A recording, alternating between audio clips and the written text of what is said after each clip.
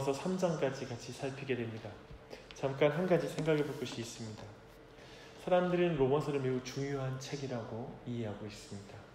근데 정작 로마서 자체가 말하는 주제와 내용 그리고 전달 방식에서 조금은 당혹스러워하는 것 같습니다. 쉽게 말해서 은혜를 받지 못하는 사람들이 의외로 많이 있습니다. 왜냐하면 로마서는 마치 법정에서 변호사와 검사가 깊은 논리를 가지고 충돌하는 것 같은 인상을 줍니다. 더하여 신학 논쟁을 하는 것 같아서 한 발 빼고 싶은 마음이 있는 것 같습니다. 그래서 로마서를 깊이 강의하게 되면 사람들은 이렇게 말하는 것이죠. 아이고, 저는 이렇게 복잡한 사람이 못 되네요. 그냥 예수님만 잘 믿으면 되는 것 아닙니까? 저는 그냥 잘 믿을 테니까 걱정하지 마시고요 라는 식으로 빠져나가려고 하는 사람도 있는 것 같습니다. 만약 이렇게 말한다면 이것은 반성경적인 자세입니다. 왜 그러냐면 하나님이 로마서를 통하여 복음을 계시하셨는데 그것이 필요가 없다고 말하는 것이기 때문에 그렇습니다. 이렇게까지 말했으니까 로마서를 대강 넘어가면 안 되겠다는 생각이 들지요. 근데 여전히 우리에게 남는 건 이것입니다. 로마서가 잘 와닿지 않는다라는 문제가 있습니다. 그런데 로마서가 와닿는 것은 근본적으로 우리가 기독교 신앙에서 무엇을 기대하는가와 깊은 관련이 있습니다. 우리의 관심이 삶을 둘러싸고 있는 크고 작은 문제, 일반적인 문제들로 마음이 빼앗겨 있다면 아마도 로마서는 삶과 그리고 관련이 없는, 우리 실제 생활과는 관련이 없는 따분한 신학 논쟁이 될 것입니다. 그저 지금 마음이 어려운데 나를 위로해주고 용기를 주고 그리고 내 생활에 좀 활력을 줄 수 있는 그런 말씀 좀 해주십시오. 그런 긍정적인 메시지가 필요합니다 라는 것을 기대한다면 로마서의 내용은 지금 바로 적용할 수 없을 것 같은 그런 내용에 지나지 않는 것입니다. 이것입니다. 로마서는 적용할 것이 실제로 내 삶에 적용할 것이 없는 것처럼 느껴지는 그런 책처럼 느껴지기 때문에 많은 사람이 로마서에서 방황을 하지 않나 싶습니다. 그러나 여러분이 모든 실용적인 자세를 포기하고 거룩하신 하나님과 죄인인 내가 화목하게 되었다라는 것에 마음에 초점을 맞춘다면 아마도 로마서는 좀 더 와닿을 것입니다. 이 아침에 로마서를 대할 때 그리고 항상 이 로마서를 볼 때 우리가 가져야 될 마음은 태도는 오직 하나님과의 관계에 주목하는 것입니다. 거룩하신 하나님이 어떤 분이신지 더 알고 싶어하는 마음이 있어야 되고요. 그리고 죄인의 형편이 얼마나 절망적인지 더 깊이 이해하고 싶은 마음이 있어야 됩니다. 그렇게 되면 죄인을 구원하시는 하나님의 공로가 얼마나 큰지 그리고 그 예수 그리스도를 통하여 내가 가진 정체성과 그리고 내 삶의 만족감과 이것이 기반이 됐을 때 실제 삶이 얼마나 바뀔 수 있는지를 우리는 깊이 느끼게 되는 것입니다. 그래서 매우 피상적인 사람은 로마서에서 은혜를 발견하기 힘듭니다. 그러나 매우 근원적인 부분을 내가 알기 원하는 사람은 도리어 그 로마서를 통해 큰 은혜를 경험할 수 있는 줄 믿습니다. 그런 은혜가 우리 모두에게 있기를 바랍니다. 우리는 1장 18절로 시작된 모든 사람이 죄인이라는 사도 바울의 외침 앞에 서야 했습니다. 11절부터 오늘 말씀 11절부터 내용을 간략하게 요약하면 이렇습니다. 모든 사람이 죄 아래에 있다는 의미는 첫째, 누구도 하나님을 원하지 않는다는 것입니다. 모든 생각과 그리고 마음으로 죄를 짓고 있다는 것이죠. 두 번째는 누구도 하나님께 순종하지 않는다는 것입니다. 모두 자기 뜻대로 죄를 짓고 살아간다라고 말하고 있습니다. 그래서 사람들의 말에는 진실이 없고 사람의 말이 포악하다라고 사랑이 없다라고 말합니다. 그러니 사람들이 서로 다투게 되는 것이죠. 그 결과 18절을 보니까 하나님을 경외하지 않는다라고 이렇게 표현하고 있습니다. 즉 죄는 하나님을 원하지도 순종하지도 않는 하나님과 분리입니다. 하나님과 분리되니까 그 결과 사람들과 분리가 되고 다투게 된다라는 것입니다. 그래서 19절, 20절에서 모든 사람에게 이제 그 죄에 대한 책임이 있다라고 말하고 있습니다. 그래서 이 모든 사람에게 이제는 유죄가 선고되었어요. 그래서 모든 사람에게 책임져야 되고 죄에 대한 책임과 유죄가 선고되었다면 그것은 무엇입니까? 사망이라는, 즉 죽음이라는 선고가 떨어진 것입니다. 그래서 마지막으로 바울은 율법은 우리가 죄인임을 보여줄 뿐 우리를 구원하지는 못한다라고 이렇게 말하고 있습니다. 율법은 분명히 하나님의 의로움을 드러내요. 이게 하나님께서 자신의 의를 드러내는 첫 번째 방법이 율법입니다. 그래서 하나님의 의로움이 드러나면 그 앞에 인간은 누구로 발견될까요? 죄인으로, 의롭지 않은 불의한 자로 우리는 발견됩니다. 바울은 그래서 구원받지 못한다라는 표현을 이렇게 해요. 하나님 앞에 의롭다 하심을 얻을 육체가 없다라는 표현으로 이렇게 표현해 주므로 이제 20절까지가 마무리됩니다. 그런데 이제 21절에 그런 우리 이제 절망 가운데 있는 하나님의 의로움에 다다를 자가 없는 우리에게 드디어 율법의 한 의가 나타나서요. 그 의가 우리에게 왔어요. 우리가 율법에 다다를 자가 없으니까 그 의로우신 분께서 우리에게 내려오셨어요. 그것은 하나님이 직접 인간이 되셔서 하나님의 의를 나타낸 것입니다. 사도 바울은 하나님의 나타난 의를 어떻게 받을 수 있는지를 먼저 설명해요. 22절은 율법을 지켜 하나님의 의를 받을 수 있는 것이 아니라 오직 예수 그리스도를 믿음으로 말미암아 하나님의 의를 받을 수 있다라고 말하고 있습니다. 이 의는 유대인과 헬라인을 차별하지 않는 의입니다. 할례자와 무할례자를 차별하지 않는 의입니다. 그 의는 모든 사람에게 필요하고 유효한 의이다라고 말하고 있습니다. 율법을 행하여 하나님의 의에 다다르었던 모든 종교인에게 믿음으로 말미암는 그 의로움, 그 의를 얻는 것이 얼마나 무책임하고 노력하지 않는 모습으로 보이겠습니까? 그러니 성경의 복음은 행함이 없는 복음이 아니라 행함이 있는 복음이라는 사실을 여러분 기억해야 됩니다. 무슨 말입니까? 나의 행함은 없고 그리스도의 행함이 있는 복음입니다. 이걸 놓쳐서는 안 됩니다. 내가 율법이 없는 구원이 아닙니다. 내가 율법을 지킬 수 없는 것을 예수님께서 그 율법을 지킴으로 얻는 의입니다. 이 복음의 원리를 말하는 것이죠.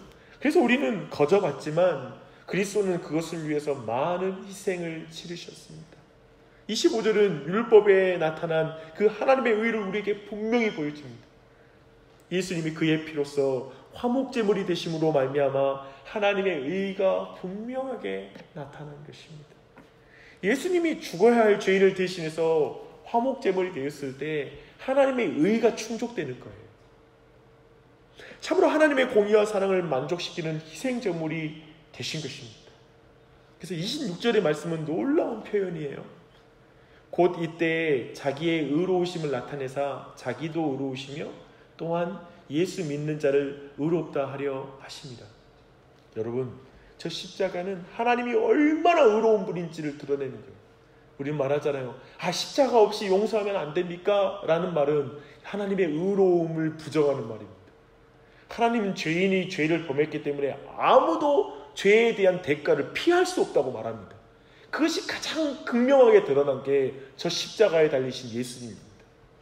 거기 안에 하나님의 의로움이 드러나죠. 모든 죄인을 향한 하나님의 의로운 심판이 십자가 위에서 행해지신 것입니다. 그래서 그 십자가에 하나님의 의로움이 드러나요. 근데 하나님 앞에 이렇게 하나님 앞에 의롭다 하심을 얻을 자가 하나도 없으나 이제 예수를 믿는 자는 의롭다 하심을 이제 얻는 것입니다. 그 십자가에서 하나님의 의로우심을 드러낼 뿐 아니라 예수 믿는 자를 의롭다 하시게 하시립니다 라고 말씀하고 있습니다. 참으로 우리는 의로운 자입니다. 왜요? 예수님이 주신 의 때문에 그렇습니다. 고린도후서 5장 21절 말씀은 이렇게 말하고 있습니다. 하나님이 죄를 알지 못하는 이를 우리를 대신하여 죄로 삼으신 것은 우리로 하여금 그 안에서 하나님의 의가 되게 하려 하십니다. 할렐루야. 그러니 27절 말씀이 맞습니다. 그런즉 자랑할 자가 없습니다. 자랑할 자가 없습니다. 모든 영광을 하나님께만 돌릴 따름입니다. 이제 우리는 하나님의 행위로 의롭다 하심을 받음이 사람의 행위로 의롭다 하심을 받음이 아니라 오직 믿음으로 의롭게 되는 줄 믿습니다. 누가 믿음으로 의롭다 여김을 받습니까? 모든 사람, 헬라인이나 유대인이나 모두가 믿음으로 의롭다 하심을 받는 것입니다. 또한 여기서 차별이 있을 수 없죠. 할례자나 무할례자나 교회 문턱을 넘어본 자나 교회를 오랫동안 다닌 사람이나 모두가 믿음으로 의로워질 따름입니다. 예수님을 통해 나타난 하나님의 의로 구원받았으니 율법에 나타난 하나님의 의는 필요 없습니까? 아니요. 예수님을 통해 나타난 하나님의 의는 예수님이 율법을 다 지킨 의거든요. 예수님이 율법을 완성하여 얻은 의거든요. 그걸 우리가 받은 거거든요. 그러니 예수님의 십자가에서 분명히 보여주는 의는 율법을 지키지 않는 어느 누구도 심판을 통과할 수 없다라는 분명한 사실을 말하기 때문에 저 율법을 더욱 견고하게 해주는 십자가입니다. 하나님의 의입니다. 예수님은 율법을 더욱 견고히 세우죠. 그래서 예수님을 통해 나타난 의로 말미암아 의인이나 칭함을 받은 모든 사람은 이제 율법을 지켜서 의로워지려고 하는 것이 아니라 이제 율법을 통해서 예수님을 닮아가려고 하는 그 노력을 하게 됩니다. 그렇다면 우리의 성화의 삶 또한도 복음의 은혜로 말미암아 예수님을 닮아가고 율법을 지키는 삶이야말로 또한 율법을 더욱 견고하게 하는 것이죠. 공고하게 하는 것이 됩니다. 주 안에 사랑하는 여러분, 이 아침에 굉장히 잠자리에서 일어나 교회 와서 되게 어려운 이야기 말씀을 듣는 것 같아요. 근데 참 우리 모두에게 은혜가 있길 바랍니다. 조은머리 목사님은 이렇게 말합니다. 하나님은 당신의 진노를 없애기 위해 아들을 죽음에 내몰아 그 피를 흘리게 하실 만큼 진노의 대상인 인간들을 지독히 사랑하셨다. 예수님은 십자가 위에서 진노와 사랑 모두를 충족시키셨습니다. 분명히 죄인을 향하여 진노하실 수밖에 없는 의로운 분이신데 또 그 죄인을 사랑하시는 거예요. 그것을 만족시키고 충족시키는 것은 십자가 외에는 없습니다. 25, 26절이 말하는 하나님의 심판과 하나님의 의롭다 하는 사랑, 그 모두를 확실히 보여준 것입니다. 이 얼마나 놀라운 은혜입니까? 얼마나 이것은 우리가 생각할 때 이해하기 어려운 소식입니까? 다 이해할 수 없지만 아무리 생각해도 질리지 않는 신비가 십자가의 사랑입니다. 그러나 그래서 성도들은 늘 이것을 기쁨과 즐거움의 원천으로 늘 노래한 진리이기도 합니다.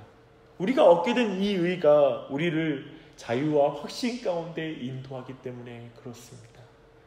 우리의 인생에 어떤 비판과 나쁜 소식과 부정적인 평가를 감당하게 하는 것도 바로 이 복음의 의입니다.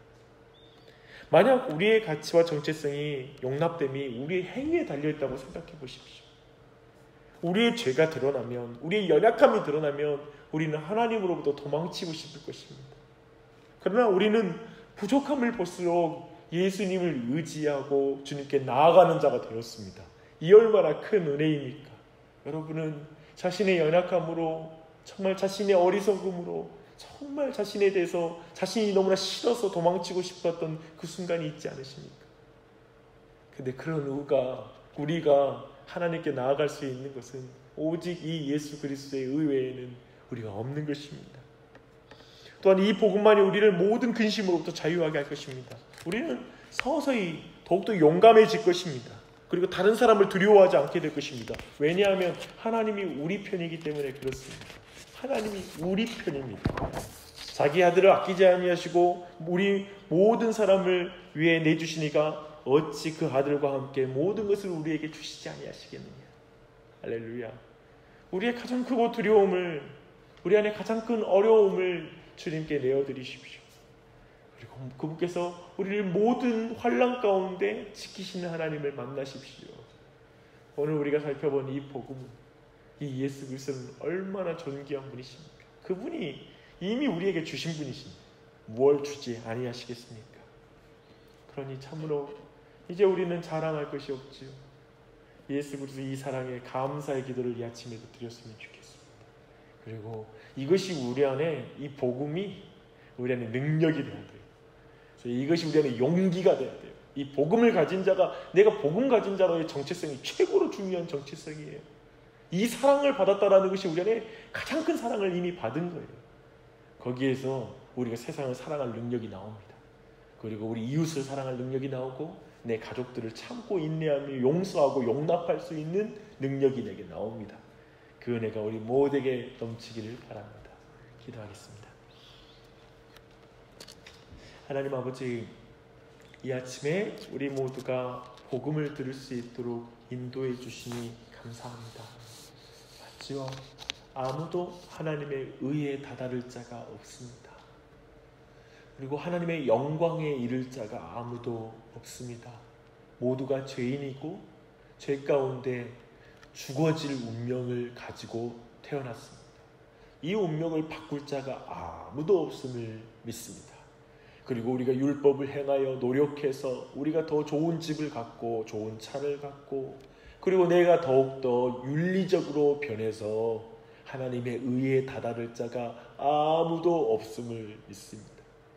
그러나 그렇게 하나님께 다다를 자가 없을 때 주님이 인간의 몸을 입으시고 우리 곁으로 내려오셔서 우리와 동등한 위치에 서셔서 우리가 경험할 모든 것을 경험하시고 결국 나중에 우리가 감당할 수 없는 죄의 무게를 십자가 위에 담당하심으로 하나님의 의와 사랑을 우리에게 드러내 주시니 감사합니다.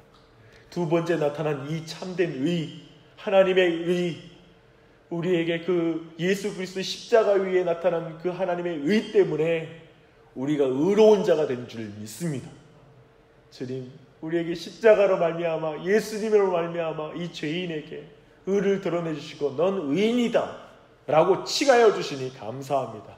넌 예수 그리스도의 값어치다 라고 말씀해 주시니 감사합니다. 넌 예수 그리스도 안에서 율법을 다 지킨 자다 라고 말씀해 주시니 감사합니다. 주님, 이 사실은 믿을 수 없는 진리입니다.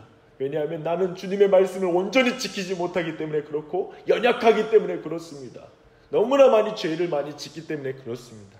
그러나 우리가 그러할수록 우리의 연약함이 발견될수록 부족함이 발견될수록 더 예수님 의지합니다. 더 예수님 붙잡습니다. 예수님의 의를 붙잡습니다. 십자가에 나타난 하나님의 의, 그것만을 붙잡습니다. 그래서 주님이 날 보실 때 넌 의인이고 넌 율법을 다 지켰다라고 하는 그 평가에 과분하며 그게 벅차며 그래서 주님 감사합니다. 주님의 은혜 외에는 없습니다라고 고백할 수밖에 없음을 고백합니다. 주님 평생에 이 복음을 놓치지 않게 해주시옵소서.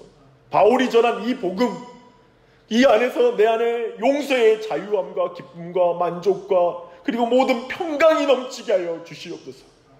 벌벌 떨며 연약함과 악함을 붙잡고 늘 불안해하는 삶이 아니라 내가 이미 구원받고 온전하다라는 그 믿음이 평생에 더욱더 하나님을 닮아가는 열심으로 나오게 해주시고 그 구원의 감격과 구원의 은혜가 넘치게 하여 주시옵소서. 이것이 사라지지 말게 하여 주시되 이 놀라운 은혜가 우리의 가정에 임하게 하여 주시옵소서. 모든 율법주의로 믿는 신앙, 그리고 정말 너무나 마음대로 자기 기분대로 믿는 신앙이 아니라 오직 예수 그리스도로 말미암아 의를 얻은 그 믿음의 신앙으로 나아올 수 있도록 우리의 자녀들에게 은혜를 베풀어 주시고 배우자에게 은혜를 베풀어 주시고 주님 온 교회에 은혜를 베풀어 주시기를 간절한 마음으로 기도합니다. 주님, 이 아침에도 기도할 때 이 구원의 은혜 가운데 우리가 필요한 모든 것들을 간구하게 하여 주시옵소서. 이 예수 안에 만족하고 예수 안에 감사함으로 모든 필요를 구할 때 주님 그 필요는 내 우상이 안 될 것입니다. 그것 때문에 이 자리에 온 게 아니라 그 모든 것을 감사함으로 아뢰게 될 줄 믿습니다. 예수님의 이름으로 기도하게 될 줄 믿습니다. 주님의 은혜가 우리 모두에게 넘치길 간절히 간구하며 예수님의 이름 받들어 기도드립니다. 아멘.